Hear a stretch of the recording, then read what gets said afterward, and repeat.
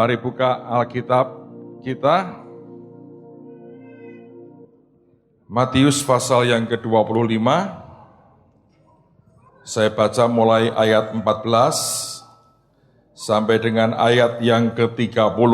Saya percaya ini rangkaian ayat cerita apa yang Tuhan ajarkan yang sudah tidak asing buat kita. Matius 25 ayat 14 sampai dengan ayat yang ke-30. Sebab hal kerajaan surga sama seperti seorang yang mau bepergian ke luar negeri, yang memanggil hamba-hambanya dan mempercayakan hartanya kepada mereka. Yang seorang diberikannya 5 talenta, yang seorang lagi 2, dan yang seorang lain lagi 1, masing-masing menurut kesanggupannya. Lalu ia berangkat. Segera pergilah hamba yang menerima 5 talenta itu. Ia menjalankan uang itu lalu beroleh laba 5 talenta. Hamba yang menerima 2 talenta itu pun berbuat demikian juga dan berlaba 2 talenta. Tetapi hamba yang menerima 1 talenta itu pergi dan menggali lubang di dalam tanah, lalu menyembunyikan uang tuannya. Lama sesudah itu pulanglah tuan hamba-hamba itu, lalu mengadakan perhitungan dengan mereka. Hamba yang menerima 5 talenta itu datang, dan ia membawa laba 5 talenta. Katanya, Tuan, 5 talenta Tuan percayakan kepadaku, lihat aku telah beroleh laba 5 talenta. Maka kata tuannya itu kepadanya, baik sekali perbuatanmu itu, hai hambaku yang baik dan setia, engkau telah setia dalam perkara kecil, aku akan memberikan kepadamu tanggung jawab dalam perkara yang besar. Masuklah dan turutlah dalam kebahagiaan tuanmu. Lalu datanglah hamba yang menerima 2 talenta itu, katanya, Tuan, 2 talenta Tuan percayakan kepadaku. Lihat, aku telah beroleh laba 2 talenta. Maka kata tuannya itu kepadanya, baik sekali perbuatanmu itu, hai hambaku yang baik dan setia. Engkau telah setia memikul tanggung jawab dalam perkara yang kecil. Aku akan memberikan kepadamu tanggung jawab dalam perkara yang besar. Masuklah dan turutlah dalam kebahagiaan tuanmu. Kini datanglah juga hamba yang menerima 1 talenta itu dan berkata, Tuan, aku tahu bahwa Tuan adalah manusia yang kejam, yang menuai di tempat di mana Tuan tidak menabur, dan yang memungut dari tempat di mana Tuan tidak menanam. Karena itu aku takut dan pergi menyembunyikan talenta Tuan itu ke dalam tanah. Ini, terimalah kepunyaan Tuan. Maka jawab tuannya itu, hai kamu hamba yang jahat dan malas. Jadi kamu sudah tahu bahwa aku menuai di tempat di mana aku tidak menabur dan memungut dari tempat di mana aku tidak menanam. Karena itu sudahlah seharusnya uangku itu kau berikan kepada orang yang menjalankan uang, supaya sekembaliku aku menerimanya serta dengan bunganya. Sebab itu ambillah talenta itu daripadanya, dan berikanlah kepada orang yang mempunyai 10 talenta itu. Karena setiap orang yang mempunyai, kepadanya akan diberi sehingga ia berkelimpahan. Tetapi siapa yang tidak mempunyai, apapun juga yang ada padanya akan diambil daripadanya. Dan campakkanlah hamba yang tidak berguna itu ke dalam kegelapan yang paling gelap. Di sanalah akan terdapat ratap dan gertak gigi. Saudara sekalian, sebetulnya ada poin-poin penting yang kemarin malam saya pelajari. Tapi sebelum saya sampaikan 4 yang paling utama, tiba-tiba saya melihat sesuatu yang menarik di sini pagi ini. Kalau Anda membaca ayat yang ke-15, ya, Tuhan itu kan memberikan talenta-talenta itu, masing-masing itu ada yang diberi 5, diberi 2, diberi 1, dan dikatakan begini, Masing-masing menurut kesanggupannya, lalu ia berangkat. Kata kesanggupan di sini itu bukan kemampuan skill kita, bukan. Kata kesanggupan ini dari kata dunamis. Dunamis itu adalah miraculous power. Kuasa, power yang menghasilkan akan mujizat. Nah, dunamis itu tidak pernah muncul dari manusia. Pemberian siapa itu? Tuhan. Hanya Tuhan yang bisa dan punya dan sumber dunamis itu hanya Tuhan. Tetapi Alkitab mengatakan begini, ini yang ajaib. Masing-masing menurut dunamisnya. Jadi saya beri contoh begini. Ini kacamata. Tidak ada yang berkata ini lemper ya, kacamata. Kacamata ini saya dapat dari toko kacamata. Oke. Selama itu masih di toko itu, maka ini adalah kacamata. Yang biasa. Ketika diberikan kepada saya, maka ini menjadi kacamata saya. Apa yang beda? Ukurannya. Maka kacanya ini akan diukur sesuai dengan kebutuhan mata saya.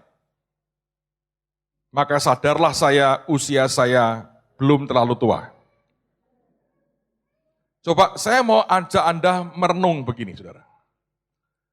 Semua yang Tuhan berikan kepada kita, itu ternyata menjadi begitu pribadi buat kita, dan menjadi ukuran kita, dan menjadi kita.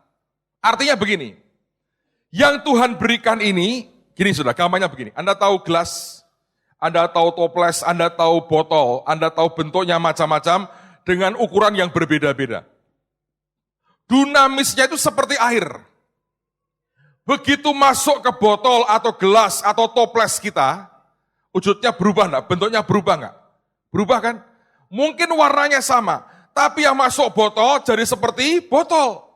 Yang masuk gelas jadi seperti gelas. Berarti ada satu faktor yang Anda harus perhatikan. Bahwa betul Tuhan memberikan kepada kita power yang luar biasa. Tapi bentuknya jadi seperti apa?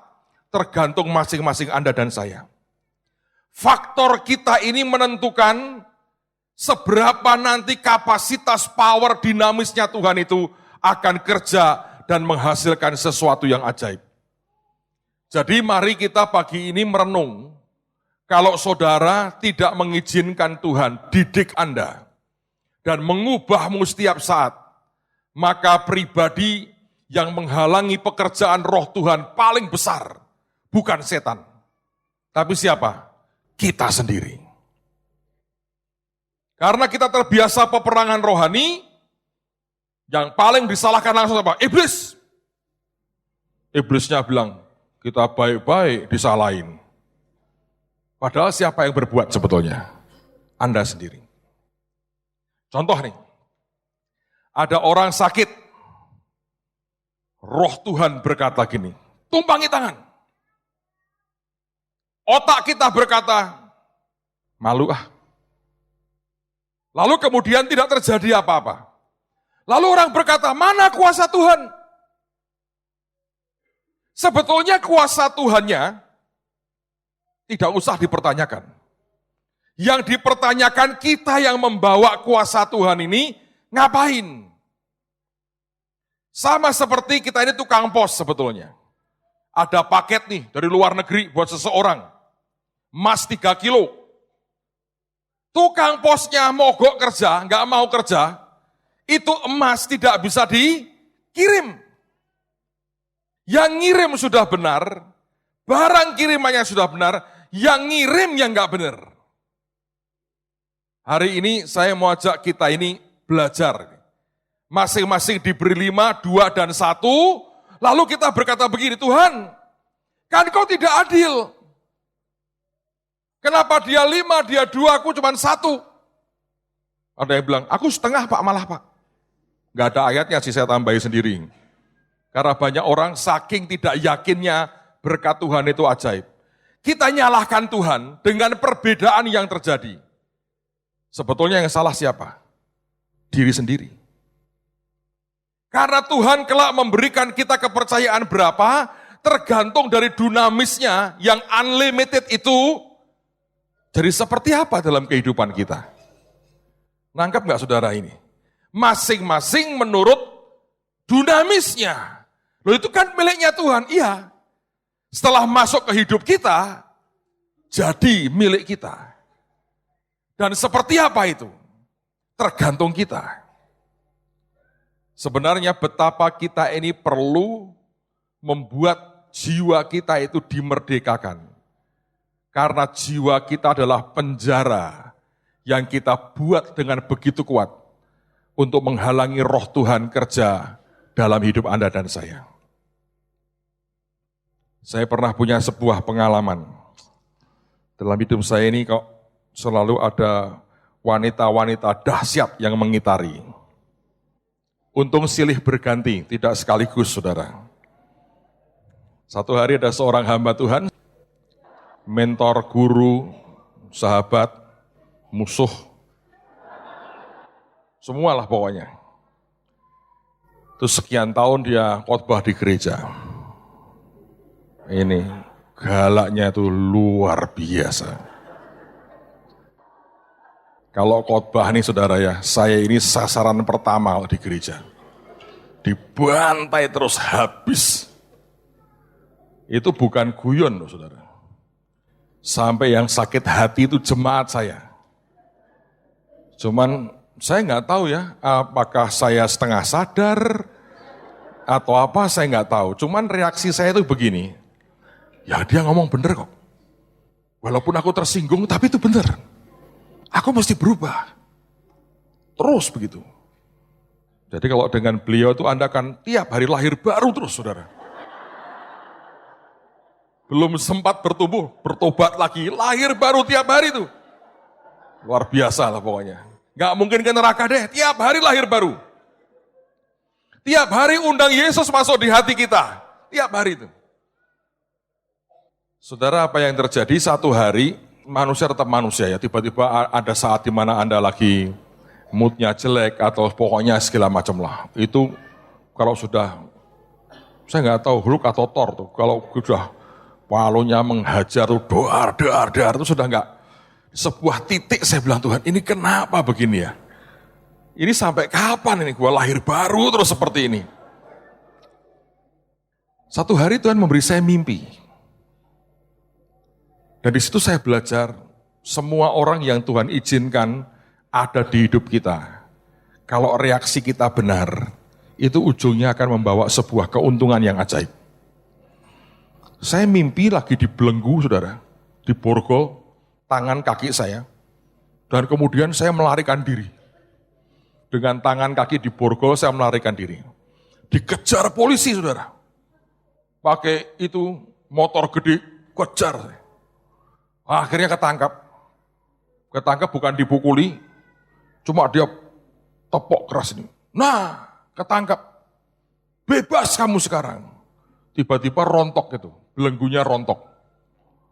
Terus saya lihat polisinya, dia saudara polisinya. Kalau sekarang apakah ada polisi Pak? Enggak ada, provos adanya. Saudara ngerti gak sih ada provos ini? Ini kan tentara semua tuh.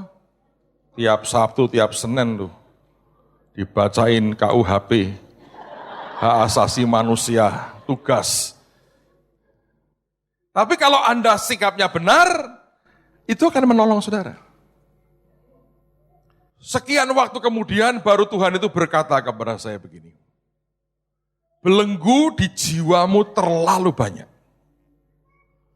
Kalau kamu tidak melewati masa dibegitukan, kamu nggak akan merdeka. Dan dia berkata begini terus terang, pada waktu itu saya nggak ngerti, saudara. Kalau kamu tidak terbiasa dengan kesakitan seperti itu, satu hari ketika aku bawa kamu naik, kamu nggak akan tahan. Karena makin ke atas, itu kadang-kadang makin menyakitkan. Dan itu kesakitan bukan dari luar seringkali, dari dalam. Ini merupakan sebuah pendidikan. Sampai jiwa, mental, hatimu siap. Ngalami seperti apa, direndahkan seperti apa, kamu tahan. Dan hari ini saya bersyukur. Walaupun kalau saya berterima kasih, dia pasti marah. Dan berkata, sudah bertobat? Pasti begitu pertanyaannya. Tapi itu sebuah didikan.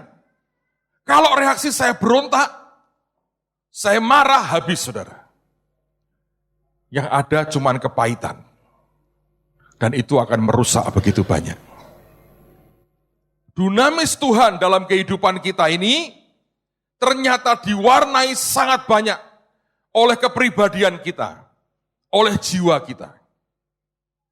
Kalau Anda ini orang yang cenderung nyentrik, dinamisnya bergerak dengan eksentrik sekali. Sebagian orang bisa menerima karena sama-sama eksentriknya. Sebagian akan kaget dan menolak. Sebetulnya yang ditolak bukan roh Tuhannya, eksentriknya itu. Tapi Tuhan butuh orang-orang eksentrik untuk sebuah tugas-tugas nyentrik lain yang orang normal tidak bisa melakukannya. Tuhan itu punya alat itu komplit, saudara. Kalau Anda berkata, saya nyentrik Pak, baguslah. Untuk sebuah tugas-tugas ekstrim yang orang biasa tidak akan pernah berani, maka senjata eksentriknya Tuhan akan keluar. Makanya musuh itu pusing. Dari yang gaya terhormat sampai yang paling nyentrik Tuhan punya. Gak akan kekurangan pendekar, percayalah. Sekali lagi ya, dinamisnya itu masing-masing dikatakan sesuai dengan dinamisnya.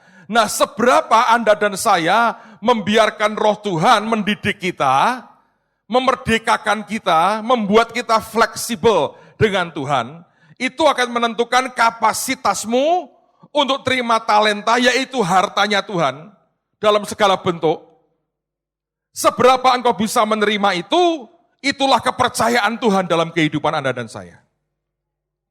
Jadi semakin kita membiarkan roh Tuhan didik kita, semakin kita biarkan roh Tuhan kuasai hidup kita dan membuat kita fleksibel dengan apa yang Dia mau, saudara akan melihat dinamis Tuhan akan makin bebas bekerja. Saya berharap Anda mengerti dan dengan demikian tidak ada orang iri berkata, kenapa dia 5, gua 1? Sebab ke dalam hidupnya roh Tuhan bisa kerja dalam kapasitas dan kekuatan yang lebih maksimal. Dalam hidupmu terlalu banyak hal yang sebetulnya ada pembatasan yang mengerikan. Nah, itu yang pertama. Sebelum kita masuk ini saya baru intro, saudara. Yang kedua nih, intro kedua ini. Ada hal yang berbeda sebetulnya, tuntutannya berbeda. Tuntutan apa Pak? 16, coba 16, ayat 16. Kata pertama apa? Segera pergilah hamba yang menerima 5 talenta itu, ia menjalankan uang itu lalu beroleh laba 5 talenta. Saudara, kalau Anda ini sudah punya capacity besar, diberi kepercayaan besar, salah satu ini cirinya segera. Kalau Anda orang yang kalau mengerjakan tugas itu segera, tidak ditunda-tunda, tidak ditunggu-tunggu dengan iramanya sendiri, tanda sebetulnya kapasitimu besar dan kepercayaan Tuhan besar. Tapi sekaligus tuntutan Tuhan buat kita adalah apa? Segera. Tapi sebaliknya, kalau Tuhan gimana? Ini faktanya, makanya jangan kecewa, karena sudah tertulis. 19, ini Tuhan. Lama sesudah itu, pulanglah Tuhan hamba-hamba itu. Lama atau segera pulangnya? Lama. Kalau kita harus apa? Segera. Kalau Tuhan? Lama. Kok gitu Pak? Ya sudah begitu. Jangan dibantah itu. Jangan mengubah satu ayat pun. Dosa besar, saudara. Selalu tuntutan Tuhan akan berkata, segera, now, ayo cepat. Karena kita berhadapan dengan tiap detik sekian nyawa melayang masuk ke neraka. Sedangkan buat kita, Anda harus terbiasa Kalau penggenapannya lama sesudah itu. Kita ini lari maraton, saudara. Bukan sprint 100 meter. Kita itu mungkin lari 10 kilo. Dalam benak kita, di jiwa kita, ini sebuah cara menyiapkan segala sesuatunya. Selalu kita harus mengingini yang terbaik dan harus siap dengan semua yang terburuk. Dan Anda harus menangkap, buat sebagian besar kita, kata lama, kita berkata, ya sih lama sih. Sudah sekian tahun kita menyanyi, penggenapan terjadi sekarang dan amin. Yes, jadi. Belum juga, kenapa? Lama sesudah itu, saudara. Tapi bukan idenya Tuhan mengulur waktu. Berapa lama pun yang kita rasakan lama itu, tetap dalam sebuah takaran Tuhan. Jadi kalau kita hari ini banyak mengeluh berkata, mana Pak? Anda sedang tidak membaca firman. Siapkan jiwamu untuk kapanpun Tuhan datang sewaktu-waktu. Karena seringkali tidak pernah kita duga dan tidak pernah kita mengerti. Gadis yang bodoh itu di mana kesalahannya? Salah mengkalkulasi. Dia hanya membawa minyak yang dalam pelita, tidak punya cadangan. Sebab dalam kalkulasinya, paling sebelum habis mempelai sudah nyampe. Tapi saya dengar, ini berita mengagetkan buat saya. Di Timur Tengah di zaman itu, yang namanya pengantin terlambat itu sering, saudara. Sering. Nanti ya dibilang, sejam lagi datang kira-kira. Itu kayak Anda kalau ke airport loh. Pesawat ini akan diberangkatkan kira-kira pada pukul 2. Mohon maaf atas keterlambatan ini. 2 kurang 10, pesawat ini akan diberangkatkan pada kira-kira pukul 4. Mohon maaf atas keterlambatan ini. Jam 4 lebih seperempat, pesawat ini akan diberangkatkan kira-kira pada pukul 9 malam. Mohon maaf atas keterlambatan ini. Karena alasan teknis. Apa itu teknisnya? Nggak tahu. Karena alasan operasional. Mohon maaf atas keterlambatan itu. Jam 9, pesawat ini akan berangkatkan 3 hari lagi. Silahkan berkemah di sini. Mohon maaf atas, itu biasa kan?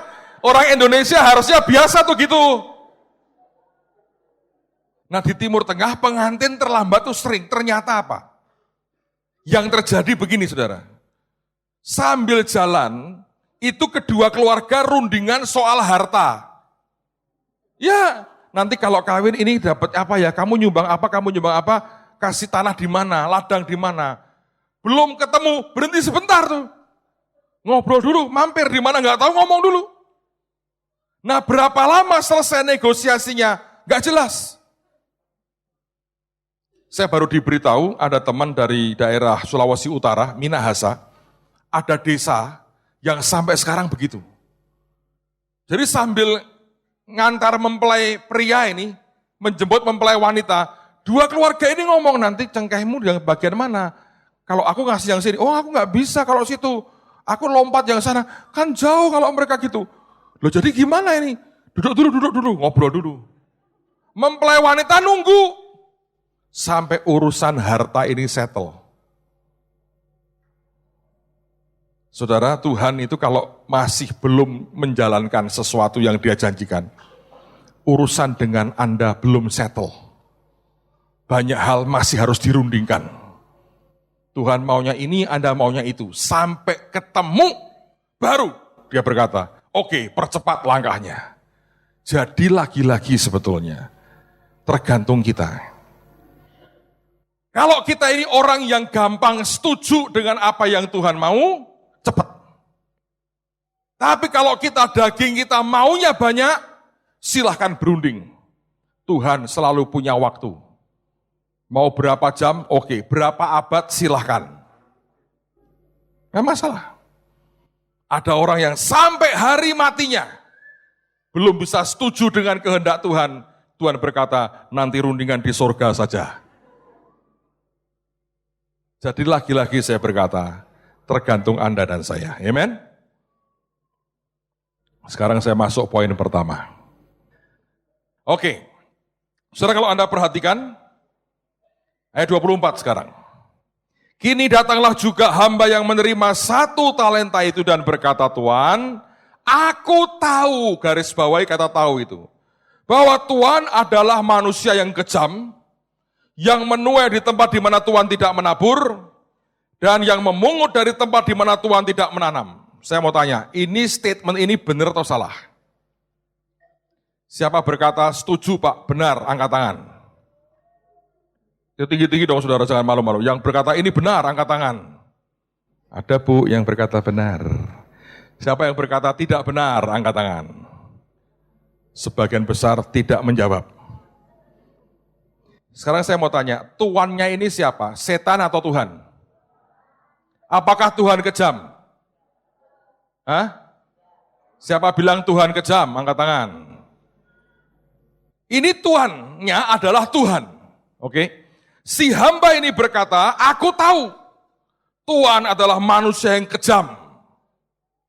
Kita diajar Allah itu kasih. Dia berkata Tuhan itu kejam.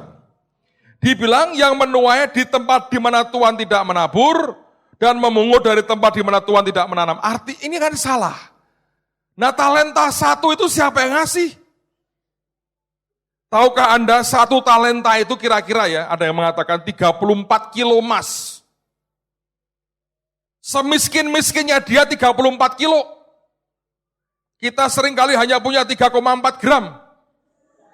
Itu pun bangga banget. 34 kilo. Itu kan taburan. Itu kan investasi. Itu kan modal. Jadi orang ini sebetulnya punya persepsi kejam, tuanku. Yang aneh, tuannya nggak berkata gini, jangan begitu dong, kita kan nggak kejam. Aku baik, tahu nggak? Enggak tuh. Tahu jawaban tuannya. Lihat pada ayat yang ke-26. Maka jawab tuannya itu, hai kamu hamba yang jahat dan malas. Jadi kamu sudah tahu bahwa aku menuai di tempat di mana aku tidak menabur dan memungut dari tempat di mana aku tidak menanam. Karena itu sudahlah seharusnya uangku itu kau berikan kepada orang yang menjalankan uang supaya sekembaliku aku menerima serta dengan bunganya. Saudara dengerin baik-baik. Anda akan bertemu dengan Tuhan adalah Tuhan yang engkau ketahui. You are what you know. Engkau akan jadi seperti apa yang engkau ketahui. Kalau engkau berkata Tuhan kejam, Anda akan berhadapan dengan kekejaman yang kau yakini. Karena Tuhan berkata, jadi kamu sudah tahu kan aku kejam. Kalau engkau berkata, dia tidak adil. Dia berkata, lu tahu kan gua nggak adil? Jangan dipikir Tuhan akan merengek-rengek untuk membuat Anda mengerti. Kalau pendeta menjelaskan, hamba Tuhan menjelaskan, Bu Iin menjelaskan, itu baik. Membuat Anda disadarkan. Tapi kalau di sebuah titik engkau berkata, enggak, buat aku Tuhan itu kejam. Dia berkata, so be it, kejam aku. Engkau berkata aku tidak adil, aku tidak adil. Engkau berkata aku baik, Saudara, Tuhan tidak membantah loh. Dia bilang, oke. Tapi dia berkata begini. Ini ada sebuah sisi Tuhan. Tuhan itu seperti berlian ya. Sisinya banyak. Dan ini sebuah sisi yang Anda harus tahu. Dia berkata gini, oke, apapun lah pendapatmu soal aku. Tidak penting perasaanmu. Tugasku kamu selesaikan tidak. Saudara, kita ini diajar Tuhan yang penuh kasih, yang anugerahnya tanpa batas. Ada yang mengajar Anda boleh berbuat apa saja. Yesus sudah bayar semua lunas. Silahkan berdosa. Hanya kalau bisa menjelang mati bertobat sedikit aja, kamu tetap akan selamat. Ada yang berkata, sekali selamat tetap selamat, walaupun kamu kacau, kamu murtad, kamu gak karu-karuan, nyembah setan, tetap selamat. Saya bilang jangan terkecoh loh saudara. Ada saat di mana Tuhan berkata, kamu akan terima aku sebagaimana yang kamu tahu aku ini siapa. Kalau jiwa kita tidak terdidik, saudara akan menghadapi kenyataan yang paling berat dalam hidupmu. Karena Tuhan tidak pernah menyangkali dengan berkata, aku enggak jahat. Dan dia tidak pernah berkata, loh aku nabur kok. Enggak. Jadi lu sudah tahu kan, aku ambil dari tempat di mana aku enggak nanam dan aku pungut itu. Dan dia mau berkata, perasaanmu tidak penting.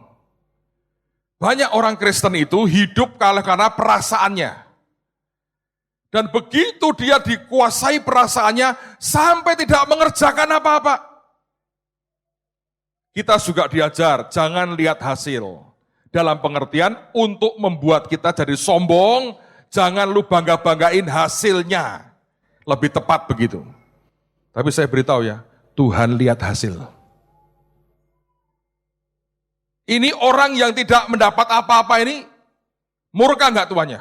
Kamu hamba yang jahat dan malas. Jangan berkata gini, Tuhan kan diajari tidak lihat hasil. Tuhan berkata gini, siapa bilang? Jangan kau banggakan hasilmu, iya. Tapi kalau engkau berkata, kalau begitu gua enggak usah menghasilkan apa-apa. Dia berkata, kamu jahat dan malas.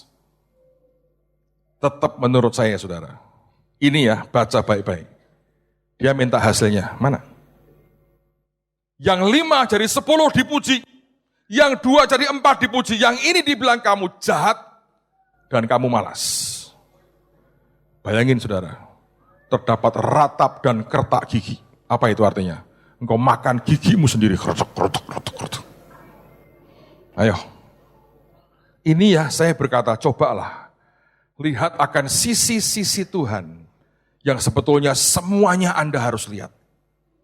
Hanya melihat satu sisi, bahaya saudara. Hidupmu tidak akan dalam keseimbangan. Perasaan yang terus dimainkan dengan berkata, Tuhan enggak adil, enggak bisa ini, enggak bisa. Dia enggak adil soalnya. Percayalah, tidak penting itu. Ketika tiba waktunya dia minta pertanggungjawaban kita, semua alasan perasaan kita tidak akan pernah bisa jadi sebuah pembelaan yang kuat dan solid di hadapan Tuhan. Engkau boleh berkata, tapi perasaanku luka, so what? Kok gitu Tuhan? Ya memang gue gini, lu mau apa? Ingat loh saudara, kita ini cuma ciptaan. Nah kita ini seringkali merengek-rengeknya, mengerikan. Sampai nggak tahu diri. Bahwa kita cuma ciptaan dan dia itu pencipta. Terlalu sering kita menganggap tanpa sadar kita ini setara dengan Tuhan. Makanya seringkali perasaan kita, emosi kita, semua kita ajukan. Seakan-akan kita layak ungkapkan itu di hadapan Tuhan. Percayalah Tuhan juga Tuhan yang sayang dan mau ngerti hati kita. Tapi soal tugas dan destiny, di titiknya Anda harus tahu. No compromise, saudara. Anda harus memberikan sebuah hasil yang real buat kerajaannya. Pertanyaannya adalah, apakah Anda menghasilkan sesuatu yang real buat hidup kerajaan Tuhan itu? Anda yang bilang, tapi Pak begini nggak ada tapi. Ini Pak saya kan tidak merugikan itu. Karena standarnya tidak ada hasil yang besar, Anda merugikan kerajaan surga. Dan itulah sebetulnya yang Anda mesti pikir tiap hari. Mari kita berhenti dengan semua hal yang tidak penting. Lagi-lagi saya berkata, jiwa kita ini seringkali jadi belenggu yang mengerikan sekali. Amen, saudara. Lihat. Nah, hal kedua, ini menarik sekali. Orang yang menerima 10 talenta, ditambahi 1, jadi berapa dia? 11. Kenapa enggak diberikan kepada yang 2 jadi 4? Kenapa kok yang 10? Saya belajar begini, saya pernah sampaikan di Cirebon, di Sion terakhir itu. Segala sesuatu di hidup kita itu menarik yang sejenis. Saya tidak berkata bahwa ini mengaminkan homo dan lesbi loh saudara ya. Otakmu harus benar nih. Saya berkata segala sesuatu di hidup kita ini menarik yang sejenis. Contoh begini. Orang yang punya 10 talenta dia punya kekuatan talenta luar biasa, itu magnet. Sehingga yang satu itu digesernya ke yang 10. Hidupmu itu warna paling utama apa? Itu akan menarik yang sejenis. Kalau hidupmu ini kepahitan isinya, Anda akan didatangi orang-orang yang penuh dengan kepahitan. Loh orang ya, maaf nih, kalau Anda homo, saya harap nggak ada di sini. Homo itu kok bisa dapat mangsa? Ya kerasa itu. Karena ngundang yang sejenis. Kalau hidupmu ini sebetulnya ya, kemarahannya banyak, percayalah. Itu yang pemarah-pemarah itu akan muncul dalam hidupmu. Kalau saudara orang yang kecewanya banyak, tiba-tiba orang yang modelnya sama, kecewa, ngumpul. Jadi gereja kecewa Indonesia. Sebaliknya kalau Anda militan, yang datang orang-orang yang sama. Kalau Anda ini mentalmu itu limpah, ngundang kelimpahan. Ya seperti itu. Aneh memang. Jadi apa yang di dalammu ini penting saudara. Membiarkan Tuhan didik kita, ngajari kita sampai sebegitu rupa dan membuat kita diperkaya oleh banyak hal, itu penting karena yang datang yang sejenis. Yang tidak sejenis tidak akan datang dalam kehidupan kita. Sejenis. Orang yang punya 10 talenta ini, nyedot talentanya besar. Makanya yang satu dioper ke yang 10. Dan itu memang hukumnya. Jadi engkau buat dirimu sebagai apa sekarang? Atau sebagai siapa? Kalau Tuhan sedang mendidik kita, jangan dihentikan. Karena ini hukum luar biasa loh. Makanya orang mengerti kalau orang berkata yang kaya itu akan makin apa? Makin kaya. Kenapa bisa begitu Pak? Nyedot. Makin dia punya uang, itu sebetulnya istilahnya uang itu akan kerja buat dia. Kerja aja uang itu buat dia. Semakin orang itu punya uang begitu banyak, simpennya di bank. Gak usah kerja. Itu uang duduk manis di situ, tiap bulan nambah duitmu. Dengan bunganya. Dan kalau itu sudah gede sekali, tiap bulan Anda dapat, banyak orang dapat puluhan ratusan juta tiap bulan. Orang lain butuh waktu 10 tahun, dia tiap bulan. Nganggur. Uang kerja buat dia. Karena semua itu nyedot yang sejenis. Kalau Anda ke bank, kalau saudara ini punya uang, Anda lagi mau nabung, tiap bulan bank akan datang, memberikan program-programnya. Pak ada tabungan ini, Pak ada ini. Semua akan datang. Begitu saudara mulai utang di bank, dan Anda kesulitan bayar, ditarik semuanya. Kenapa? Itu yang sejenis. Jadi ini yang kita mesti pahami. Satu hari ini tahun 80-an saudara. Pada waktu itu gerejanya Pak Alex Abraham, Betani lagi booming di mana-mana. Orang buka Betani di seluruh Indonesia. Nah saya kan dulu tuh keliling dari desa, daerah ke daerah, dan seringkali nginep di rumah pendeta. Dan saya dengar begitu banyak orang caci maki, ngomongin kayak begitu. Kalau Anda dengar 2-3 kali biasa, kalau 15 kali, 20 kali orang mengeluh, perasaanmu bisa ikut tercemari. Satu hari seorang pendeta di Jawa Timur cerita dengan saya. Dan saya terharu sekali. Pada waktu saya datang ke situ, saya diinapkan di rumahnya dia. Disuruh tidur di kamarnya dia, karena itu yang terbaik.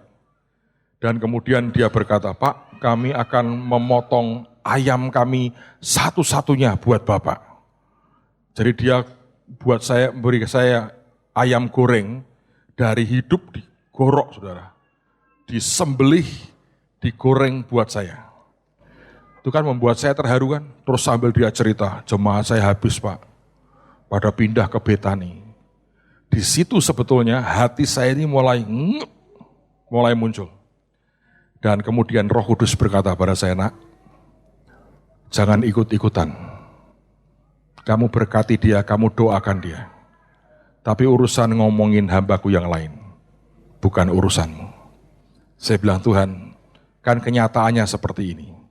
Tuhan berkata, kamu tidak pernah tahu kenyataan yang sebenarnya. Kamu juga tidak pernah tanya pandanganku, kenapa dengan semua ini. Tapi dia berkata begini, kamu ngatai dia, kamu menjamah dia, kamu menolak juga urapan dan berkat yang sedang aku curahkan dalam hidupnya. Dan kalau terjadi seperti itu, kamu tidak akan pernah jadi besar seperti dia. Saya berhenti, saudara. Dan Tuhan berkata, itu satu paket, nak, itu satu paket. Saudara, hari ini ya, saya melihat teman-teman yang dulu ngomongin itu, tidak satu pun jadi apa-apa. Masih berat dengan kondisinya, tidak bisa pulih, dan tidak bisa hidup berkati Tuhan, nggak bisa. Aneh itu. Karena sebetulnya itu kenyataan. Jangan pernah bawa sesuatu yang rusak dalam hidupmu, karena akan mengundang yang sejenis. 2 hari yang lalu, saya lagi di Semarang dengan Bu Irin dan Nancy dan teman-teman makan bakmi Jowo. Nah, bakmi kita itu, Sugi ingat betul itu. Bakmi di tengah-tengah tsunami ya hari itu ya Ki ya. Kita lagi makan, di depan yang jual bakmi itu rumah pendeta. Saya nggak tahu, saudara. Tiba-tiba ada anak muda datang. Dia bilang, Pak, ini dari papi saya. Saya dikasih buku. Saya bilang, siapa? Pak pendeta ini. Oh ya, terima kasih ya. Saya nggak baca, bukunya saya bilang terima kasih. Saya nikmati bakmi Jowo. Terus dia pulang, ternyata rumahnya depan yang jual bakmi. Selesai makan, saya iseng. Terus saya lihat, apa itu? Judulnya Mempercayai Dongeng. Terus kemudian dia sebut nama-nama pendeta. Sebagian besar pendeta luar, ada pendeta Indonesia yang tinggal di Jakarta ini. Gereja gede, saya nggak mau sebut lah. Terus saya baca, waduh, mengerikan. Dikupas satu-satu kata-katanya. Sampai, siapa tuh yang tentang surga, namanya siapa? Jonam, dikutip juga, dibahas, dihabisin sama dia. Terus saya kan hanya lihat sepintas, saya tutup. Saya bilang begini, kasihan ya orang ini.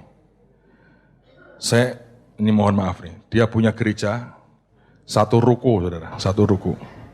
Dekat dengan Holy, satu ruko. Saya tahu, masuk ke dalam satu ruko. Dalam hati saya bilang begini,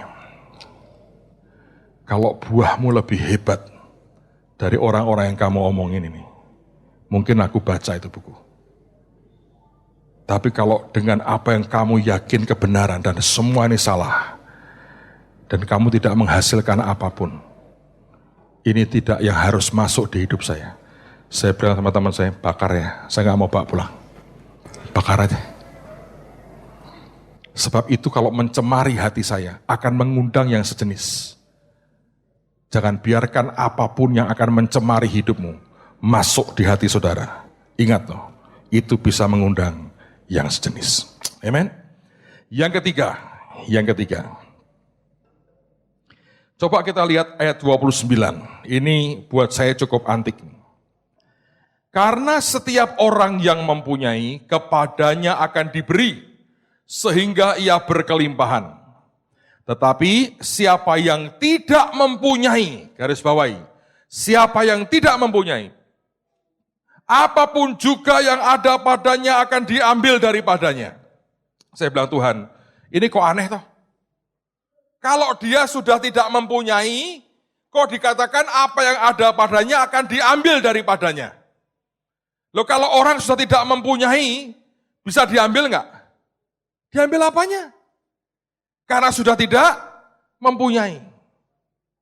Sekarang saya mau tanya, orang yang punya talenta 1 itu mempunyai enggak, saudara? Punya. Di mana? Dikubur. Didengerin ya. Tidak ada di antara kita yang tidak punya sebetulnya. Anda berkata, Pak, saya paling nggak punya. Itu potensi yang engkau punya minimal 34 kilo emas itu. Berapa duit ya sekarang ya? Harus dirupiahkan supaya mudeng. Sekarang berapa sih mas? Kurang lebih lah, kurang lebih. Masa nggak ada orang Mahana yang cepat ngerti hitungan emas tiap hari nih? Bahaya nih. Harus tahu segera emas berapa. Berapa? Kalikan 30, itu kan per gram atau per kilo? Per gram. 34 kilo berapa? Coba dihitung Bu Irin. 17. Gak boleh 20. 17 ya, orang dagang. 17 M. Siapa hari ini yang punya 17 miliar? Angkat tangan. Nah, tidak percaya firman toh? Minimal satu talenta itu 17 miliar. Siapa yang punya minimal satu talenta, angkat tangan. Ngomong sebelahnya, dalam hidupku ada potensi minimal 17 miliar. Enak kan? Tapi hampir semua dikubur, itu masalahnya.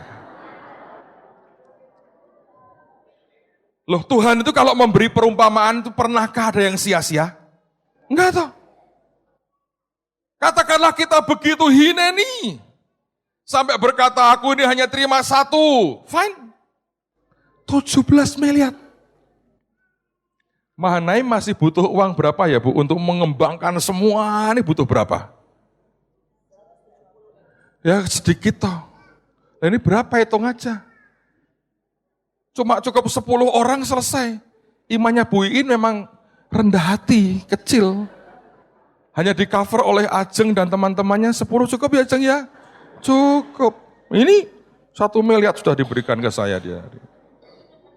Loh coba saudara, ini bukan guyon loh. Dia berkata aku beri kamu masing-masing. Tidak ada di perumpamaan ini hambanya yang tidak diberi talenta. Persoalannya adalah ketika Tuhan melihat hidup kita ini sebetulnya, itu dia melihat yang dia berikan ke Anda itu dikembangkan tidak. Pak, apakah semua dia itu dengan uang? Mungkin tidak. Ada hal-hal yang uang bahkan tidak bisa beli, Anda punya. Tapi dikonversikan semua minimal sebetulnya. Tiap orang 17 miliar hitungan uang hari ini. Di mana persoalannya? Lagi-lagi di jiwa kita ini, saudara. Dan itu dikubur. Karena kita marah dengan Tuhan. Merasa tidak bisa. Dianggap paling rendah. Tidak dihargai oleh tuannya. Semua kemarahan, kejengkelan kita, cara berpikir kita, mindernya kita, tidak yakinnya kita. Setan itu kerjaannya meyakinkan Anda bahwa engkau tidak bisa. Dan engkau tidak mampu berbuat apa-apa. Dan jatahmu kecil. Kalau itu berhasil dimasukkan ke hidup saudara, habis. Tidak usah perang dia. Anda sedang membantu setan menghentikan destinimu sendiri. Saya ini ngomong begini, karena saya punya latar belakang yang sebenarnya tidak akan pernah bisa membawa kepada apa yang besar dengan Tuhan. Nggak bisa. Saudara pernah berkata, Pak saya miskin. Anda tidak tahu yang pernah saya lewati. Engkau berkata, Pak saya nggak bisa apa-apa. Anda juga tidak tahu apa yang pernah jadi struggle besar dalam hidup saya. Cuman saya nggak tahu ya, dari kecil, dari sejak awal, Tuhan itu memberikan sifat rada aneh di hati saya.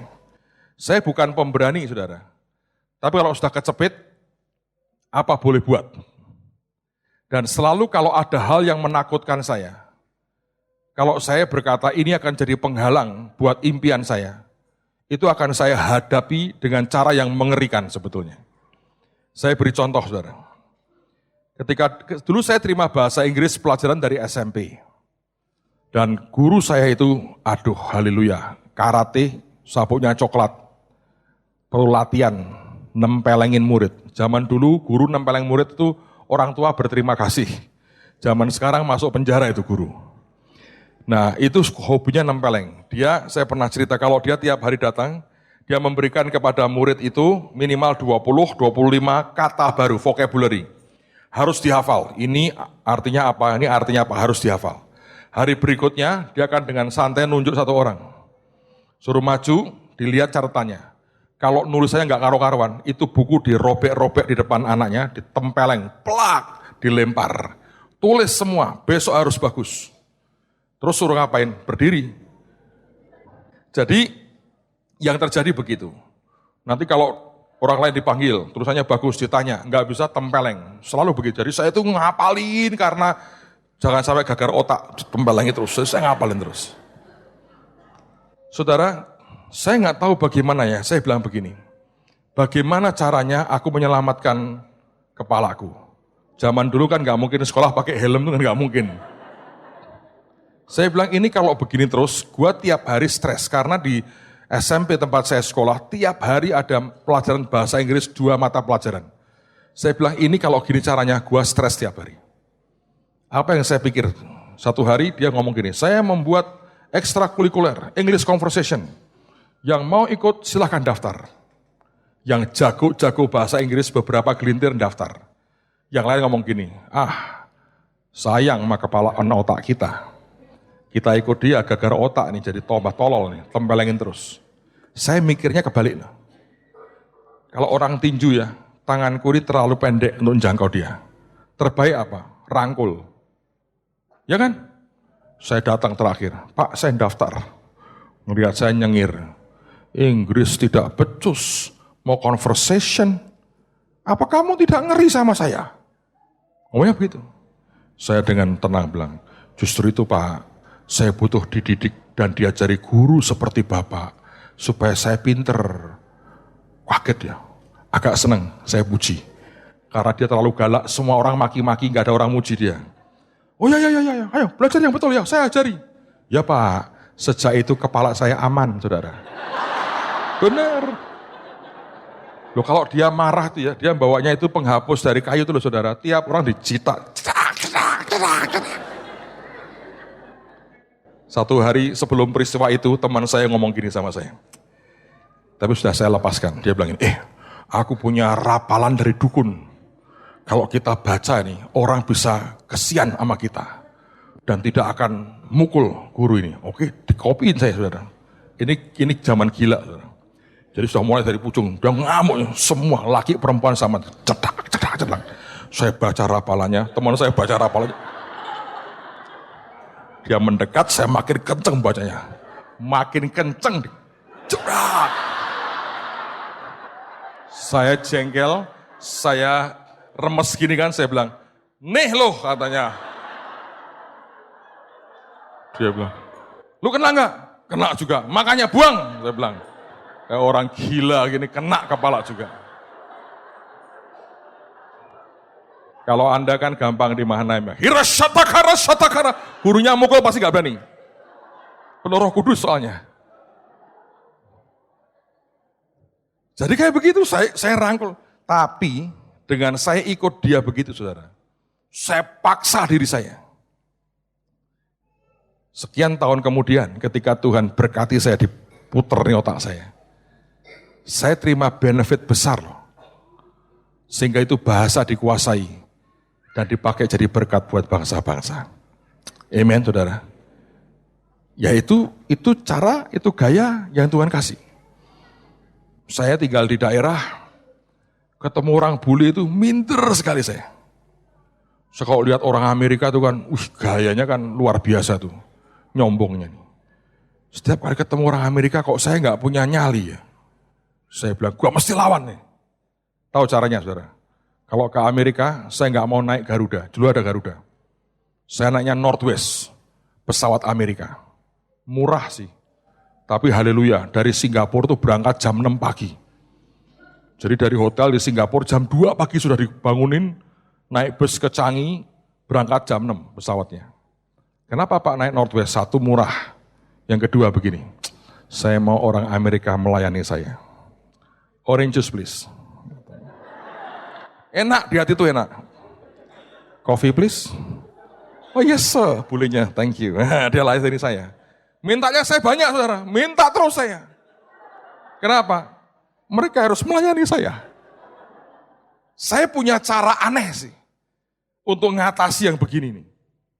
Karena ini belenggu saudara. Saya nggak bisa ngomong gitu tuh nggak bisa. Saya ngomong dengan orang yang nggak terlalu saya kenal ya. Berdua gitu, laki loh, belum perempuan, nggak perempuan pingsan saya. Laki, keringet dingin. Oh ini karena panas. Keringet dingin. Bisa takutnya luar biasa. Jadi nggak mungkin, saya khotbah nggak mungkin. Saya pernah ke gereja saya yang lama, yang khotbah hamba Tuhannya sudah tua sekali. Jemaahnya 500 kira-kira. Jadi begitu dia khotbah, yang lain semua tidur, karena kami kebaktian jam 6 pagi. Saya melotot begini. Nggak tahu, saya nggak ngerti, nggak mudeng khotbahnya apa. Hadirat Tuhan yang nggak ada, semua tidur. Saya kagum. Ini Opa satu ini kok hebat ya. Bisa ngomong di depan sekian banyak orang, ditinggal tidur tetap bisa ngomong. Itu keajaiban loh saudara. Artinya kan dicuekin loh, di depan dia tidur loh semua. Yang paling depan dengkur paling keras. Coba di sini Anda berani, saya mau lihat. Provosnya datang habis loh. Tapi ya saudara, satu hari saya lahir baru, ada persekutuan, saya sengaja cari yang sedikit persekutuannya. Ngapain? Saya mau sharing. Langsung banyak saya nggak berani. Saya cari yang datang cuma 5 orang. Orang berkata, kamu setia ya? Bukan. Aku mau sharing. 5 orang ini adalah laboratoriumku. Jadi tiap apapun saya sharing. Caranya pertama apa? Niru khotbahnya orang lain. Dulu almarhum Pak Damaris khotbah sejam setengah, saya bisa ringkas 3 menit selesai. Itu kalau bukan keajaiban, kemampuan meringkas dengan baik, nggak mungkin. 3 menit habis bahan saya, amin. Jadi saya hajar daging saya, jiwa saya ini. Apa yang saya berkata ini menghalangi saya ini. Saya hajar, saudara. Nggak punya Alkitab bahasa Inggris, beli Alkitab bekas saya. Harga Rp5.000 waktu itu. Beli begitu. Bukan 5.000, maaf, Rp500 zaman itu. Karena bekas, sudah hampir jebol itu. Itulah kalau malam di kamar tutup sendiri depan kaca, khotbah sendiri saya pakai bahasa Inggris. Enggak karu-karuan. Tapi saya berkata begini, aku tidak akan pernah biarkan ini jadi belenggu buat hidupku sendiri. Jadi apa yang saya buat? Saya hajar nih. Daging saya sendiri. Paulus mengatakan, aku meninju, I buffet myself. Aku hajar diriku sendiri. Aku latih, dihajar sendiri.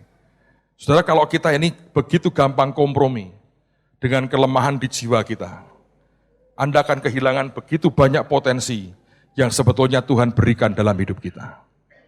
Saya berdoa Anda menyadari, sebetulnya setiap kita punya potensi yang begitu besar.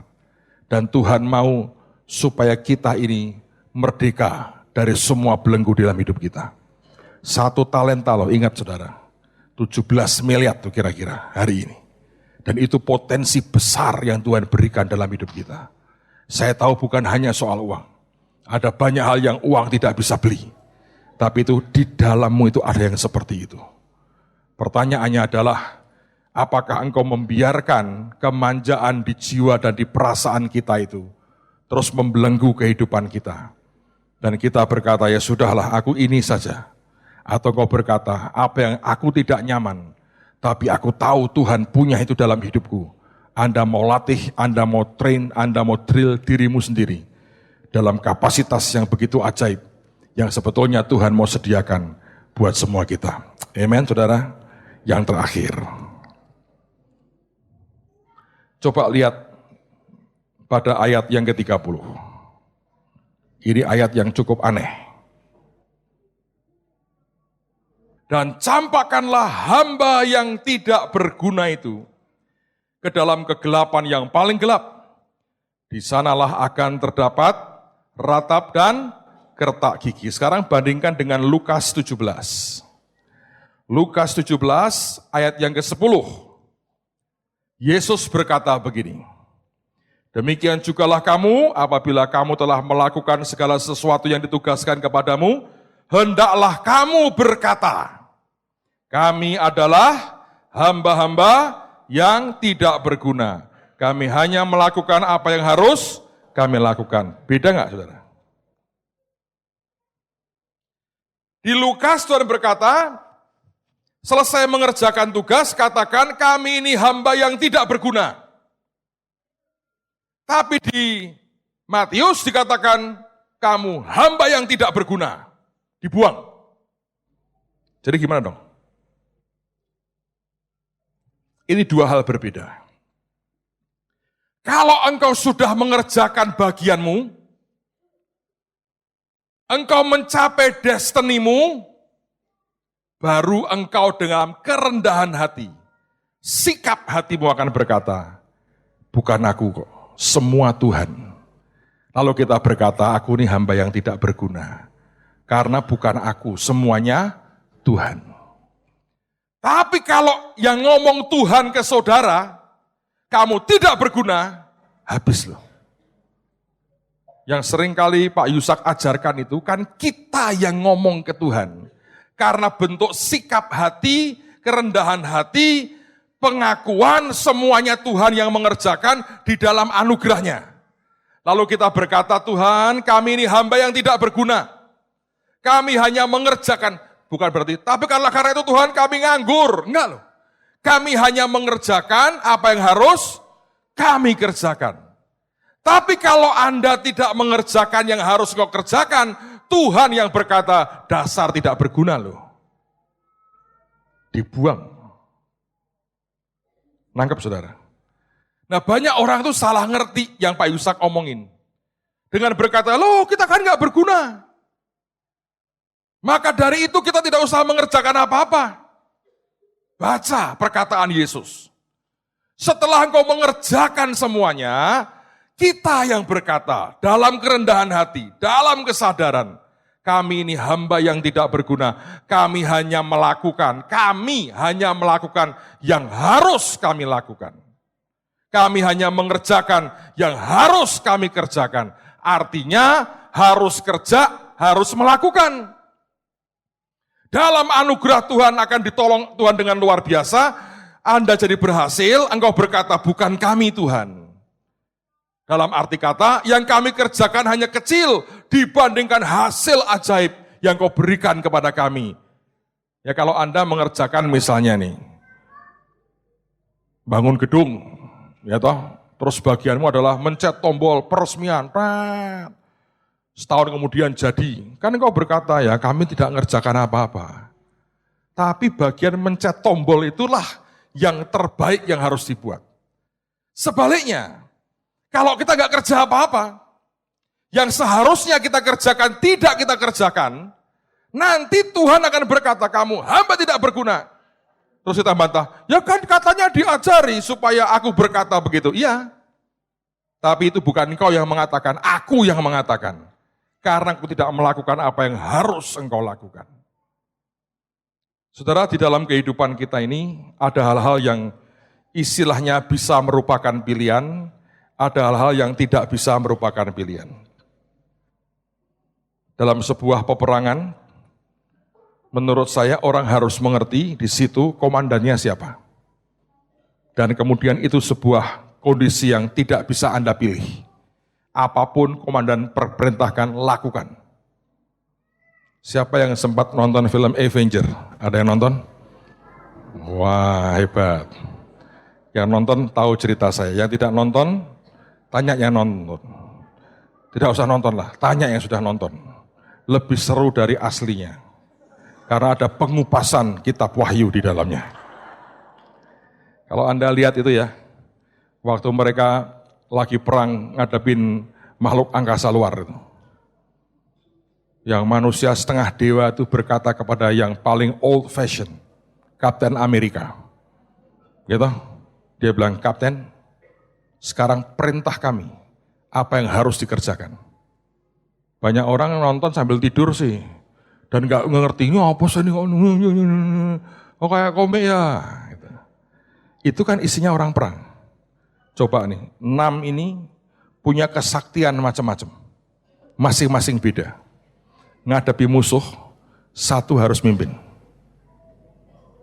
Dan ini si Kapten Amerika ini modalnya paling nggak punya apa-apa. Senjata nggak punya, cuman perisai aja. Tutup panci dibawa kemana-mana.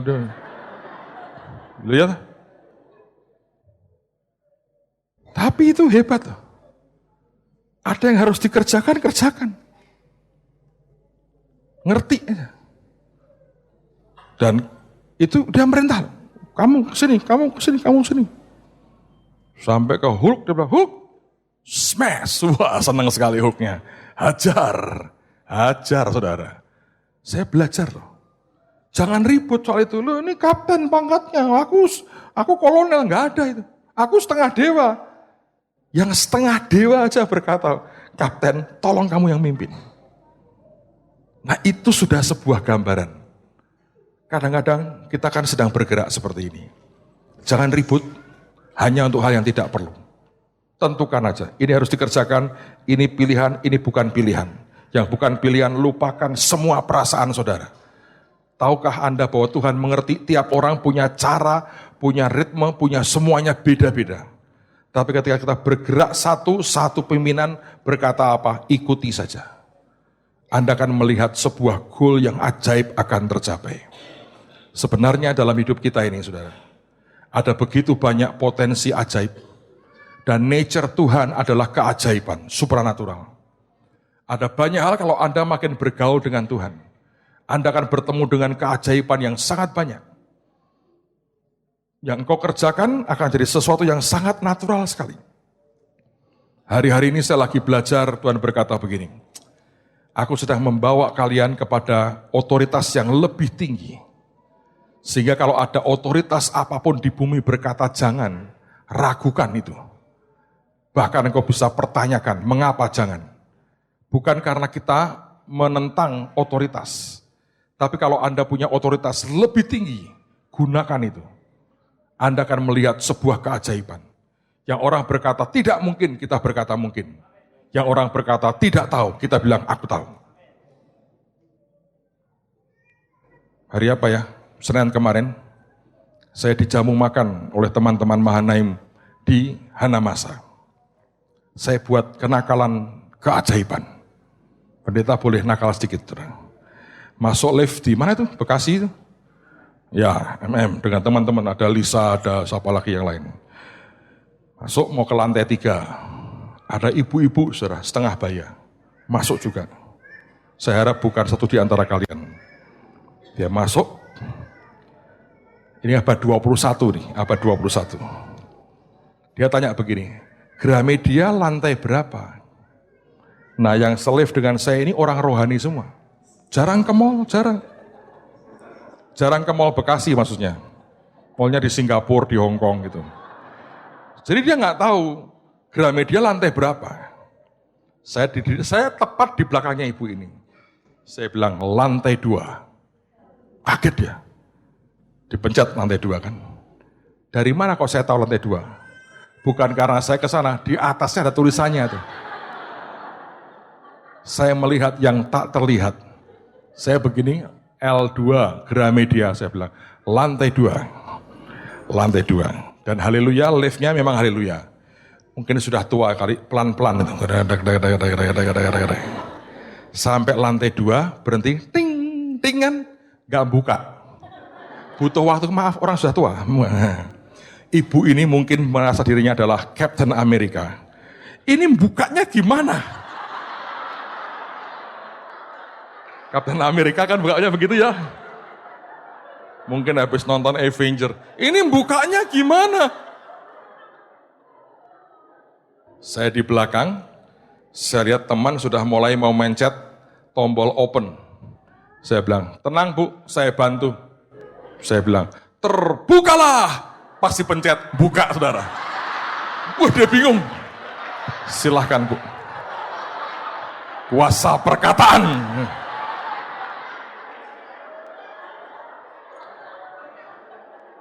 Dia keluar, dia bingung.